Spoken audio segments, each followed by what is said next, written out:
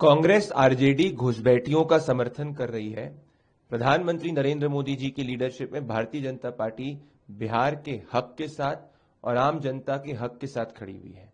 अपने vote bank को खुश करने के लिए विपक्ष कांग्रेस और आरजेडी इस देश के नागरिकों के हक को छीनकर घुसपैठियों को देने की बात कर रहा है। ये हार्ड डेटा और फैक्ट है कि किशनगंज और बाकी सीमांचल के इलाकों के अंदर डेमोग्राफी डिस्प्रपोर्शनेटली बदली है। एक समय हुआ करता था जहां हिंदुओं की आबादी 50% से ज्यादा होती थी। अब यहां पे कई जिलों के अंदर, कई गांवों के अंदर हिंदुओं की आबादी 50% से कम हो गई है और साथ में इन्फिल्ट्रेशन भी बढ़ा है। ठीक यही हाल बंगाल के कई जिलों का है, जहां पे जो हिंदू मेजॉरिटी हुआ करते थे वहां हिंदू अब 20 और 30% हो गए, जैसे मुर्शिदाबाद। और इन सबको संरक्षण देने का काम और इन सब जिलों के अंदर घुसपैठियों को संरक्षण देने का काम कांग्रेस और विपक्ष कर रहा है।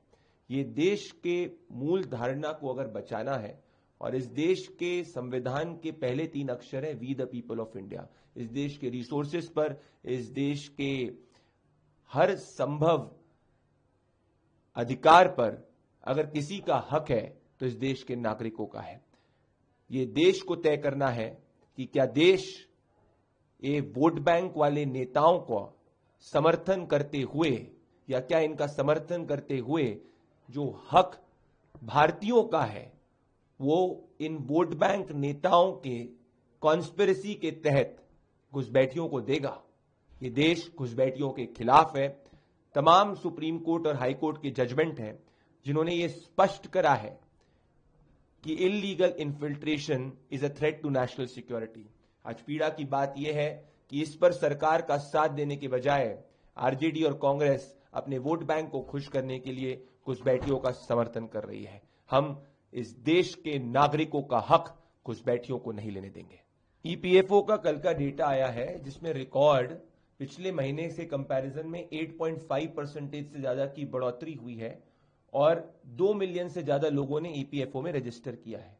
तो देश का युवा जानता है कि प्रधानमंत्री मोदी जी की सरकार रोजगार के लिए कार्य कर रही है। परंतु विपक्ष की चिंता और पीड़ा यह है कि विपक्ष भ्रष्टाचारियों और क्रिमिनल्स के साथ में खड़ा हुआ है। इसीलिए विपक्ष जो 130th कॉन्स्टिट्यूशनल अमेंडमेंट बिल प्रधानमंत्री मोदी जी की सरकार, जिसको गृह मंत्री अमित शाह ने पार्लियामेंट में पेश किया था, जिसके तहत जेल से सरकारें नहीं चल सकती, विपक्ष इसका भी विरोध कर रहा है। देश की जनता ये जानती है सरकारें जेल से नहीं चलती और भ्रष्टाचारी और क्रिमिनल जब 30 दिन तक जेल में रहेगा तो उसको अपने पद से इस्तीफा देना होगा, भले वो किसी भी पार्टी का हो।